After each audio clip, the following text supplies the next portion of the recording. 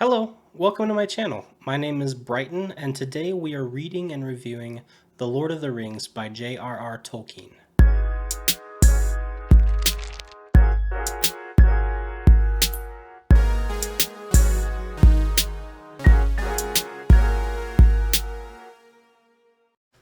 Our word of the day today is adventure, which is a noun meaning an unusual and exciting, typically hazardous experience or activity. Or, to use it as a verb, it's to engage in hazardous and exciting activity, especially the exploration of unknown territory. Says adventure. Happy Halloween to everybody out there. I hope you're having a spooky and safe Halloween. Let's get into the review. The Lord of the Rings: The Fellowship of the Ring was released in July of 1954, with the other two volumes being released shortly thereafter. Ever since, the story has come alive in the minds of readers all over the world. It has gone on to be adapted a few times on the screen, the last of which, along with being one of my favorite series ever, is also generally ranked very highly among the best movies of all time.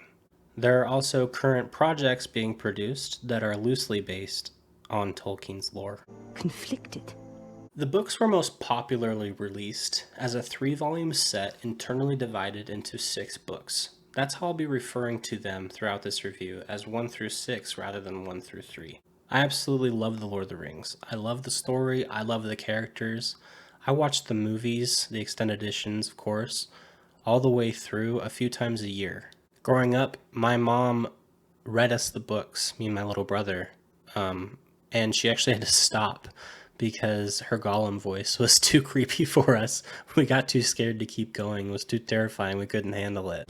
Why does it cry, sweetheart?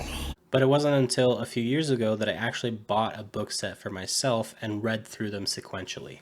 It actually took me a lot longer to read these books than it would normally take me to read a series, because I found it challenging to read at times. It was the first time I found it challenging to read fantasy. And I think the reason for that is because Tolkien explains everything very deeply. He uses tons of words to describe a thing rather than using more simple terms to show you the world. It was much harder for me to become immersed in the story, even though I already had all the characters and places in my brain. This turned out to be a blessing and a curse. There was so much detail, it took me a lot of time to process everything. I'm so glad I did read, though, because the mental workout was well worth it. Tolkien's story is amazing. The world he created is so richly populated and thorough. My favorite character in the Lord of the Rings series is, you guessed it, Bill the Pony. What? Bro, what are you talking about, man?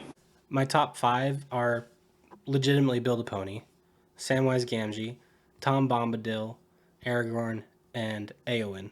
Éowyn's speech to the Witch King of Angmar as she's about to kill him is way cooler in the book. One of the things that I appreciated about reading the books is that for the most part the characters appeared differently in my mind than they did on the screen, which is pretty rare for me. Once I get a movie image in my head, it's really hard to get out, and so if I watch the movie first, when I read the books, the character is just what I saw on the screen. This is why I typically prefer to read a book before I watch the movie. I don't want my mind's eye to be tainted by what's on the screen. That's not to say that castings are bad or anything like that, but I think to preserve the purity of what comes off of the page, you need to read the book before you watch the movie. However, for this it was different. These characters took on a new life in my head, and that was really awesome to experience. Specifically, with 2 of the protagonists, Frodo and Aragorn, I had a completely different mental image for who they are after reading the book, as opposed to their on-screen counterparts. Viggo Mortensen is fantastic as Aragorn. I think he was a really great cast.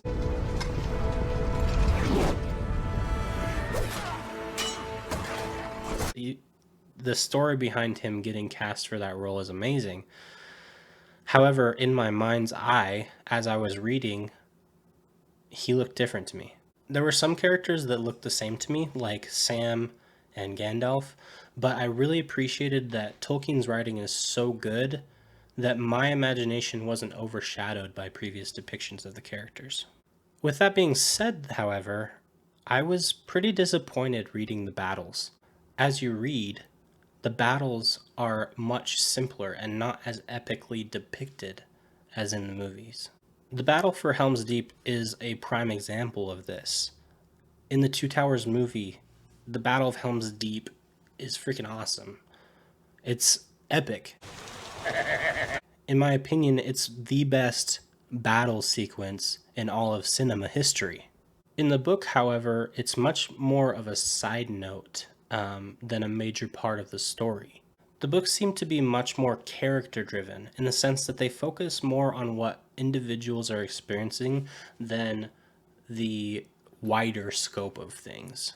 It's very much a voyage and return story rather than a battle epic. Even though the events in the story play out very similarly between the book and the movies, it seems that the books focus much more on an individual's reaction to the quest or the battle for good and evil than the battle or quest itself. And I personally really liked that. And I really like that. There were some things in the books that I absolutely loved that didn't translate onto the screen. As I mentioned before, Tom Bombadil is one of my favorite characters. He's a timeless, powerful, neutral being that can't be influenced by evil. At one point, he's actually given the One Ring by Frodo, and he makes it disappear and reappear. He plays with it. It has no effect on him at all. He's very fascinating in his unknowability. Tolkien just chalks it up to he's always been around, he will always be around, and he's just separate from everything. There aren't many characters that I've run across that are described like he is without being a deity or a god character in the story. I am a god, you dull creature. Bill the Pony is an animal character that I absolutely love. He's incredibly intelligent, kind, and loyal, which makes him a fantastic companion for the Fellowship. Bill is liberated from an abusive owner by the group, and immediately his demeanor changes. He works super hard for them and does his absolute best. He's just a fun character. I love Bill. He's shown briefly in the movies when Sam sets him free right before they enter the mines of Moria. But you don't really get a sense of his significance, especially to Sam. The Scouring of the Shire is also a very interesting thing to read. Instead of Saruman being murdered by Grima Wormtongue at the Tower of Orthanc, Treebeard allows him to leave. With a group of men under his control, he invades the Shire and takes over the affairs of the land, enslaving the hobbits and setting himself up to be a ruler over them. He even decides to live in Bilbo and Frodo's home, Bag End. This is clearly a problem when our Hobbit heroes show up at the end of the story. The Hobbits lead a revolt to cast the men out and take back control of the Shire.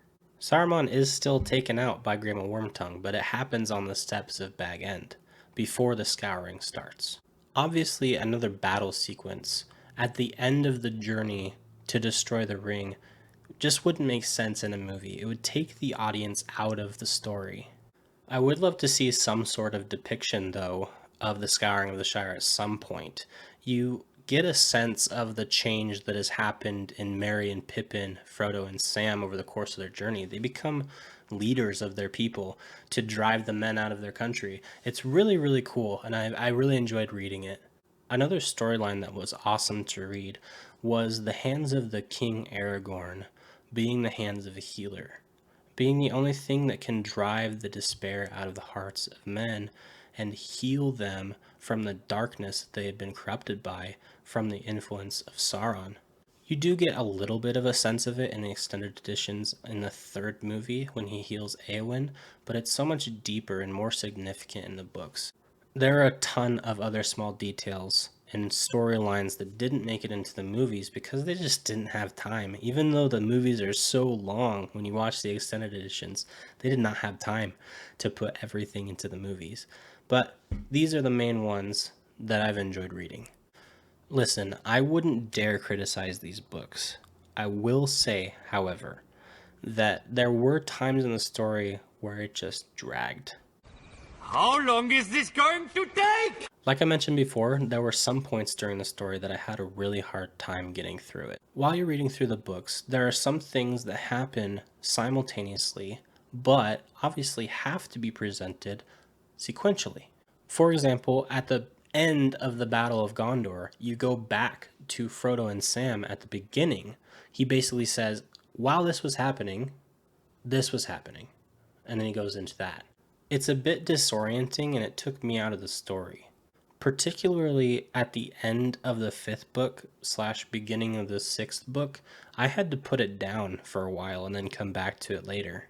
Typically, I pick a book up and I read it until I finish it. Obviously, I have life commitments that don't allow me to just sit and read all the time. However, I do read a book consistently until it's done. I usually don't put books down for more than a day. With this one, I put it down for days and weeks at a time. Okay. You may have a different experience, but that's how it went for me. Overall, I really enjoyed The Lord of the Rings. There are a lot of lessons that can be learned from the story and from the characters. A lot of people think that it's overrated, and I completely disagree. What's your opinion on The Lord of the Rings? Also, do you have any suggestions on what I should read and review next? Please leave it below in the comments. As always, thank you so much for watching. Please like, comment, subscribe, and I'll see you next time reading page by page.